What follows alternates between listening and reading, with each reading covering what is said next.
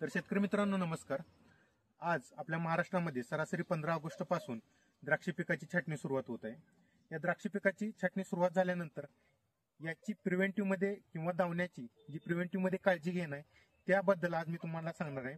तर यावेळी आपल्याला काय करायचं आहे, वातावरणामध्ये जर दमट वातावरण असेल तर दावण्याचे स्पोर चांगल्या पद्धतीने ग्रोथ होऊन तुमच्या प्लॉटवर अटॅक करू शकतात. म्हणजेच काय, हे दावण्याचे स्पोर्स असतात कुठे, ज्यावेळी तुमचे द्राक्ष पिकाची छाटणी झाल्यानंतर हे पान असतं, हे पान तुमच्या जमिनीमध्ये जातं.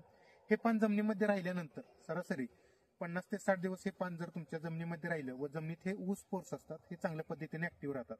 ज्यावेळी वातावरण सुटेबल होतं त्यावेळी ते जमिनीतले जे स्पोर्स आहेत ते चांगल्या पद्धतीने ऍक्टिव्ह होऊन हे वातावरणातील वेगवेगळे पीक असतील किंवा यावर अटॅक करतात.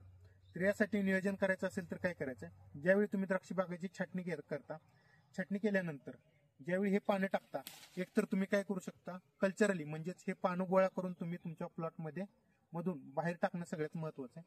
आणि दुसरी काळजी म्हणजे काय, तर छाटणी केल्यानंतर जे हे पान आहेत बाहेर टाकल्यानंतर थोडे स्पोर्स याचे तुमच्या जमिनीमध्ये राहतात.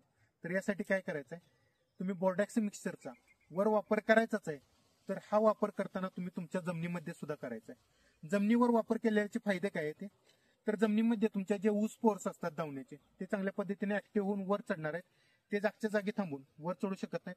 यामुळं जो तुमचा पोंग्या अवस्थेत असतील किंवा दोडा अवस्थेत असेल, दावण्याचा जो अटॅक होतोय तो चांगल्या पद्धतीने कंट्रोल होऊन दावण्यावर आपण चांगल्या पद्धतीचं नियोजन करू शकतो. तर यासाठी तुम्ही काय करायचं आहे, ज्यावेळी तुम्ही स्प्रे करणार आहात बोर्डॅक्स मिक्सरचा, तो बोर्डॅक्स मिक्सरचा स्प्रे वर करताना सोबत तुम्ही खाली करणं सुद्धा महत्वाचं आहे. असं केल्याने जमिनीतील जो दावण्याचे स्पोर्स आहेत ते चांगल्या पद्धतीनं कंट्रोल होऊ शकतात. तर अशा नवनवीन माहितीसाठी आपल्या पेजला फॉलो करा व युट्यूबला सबस्क्राईब करा.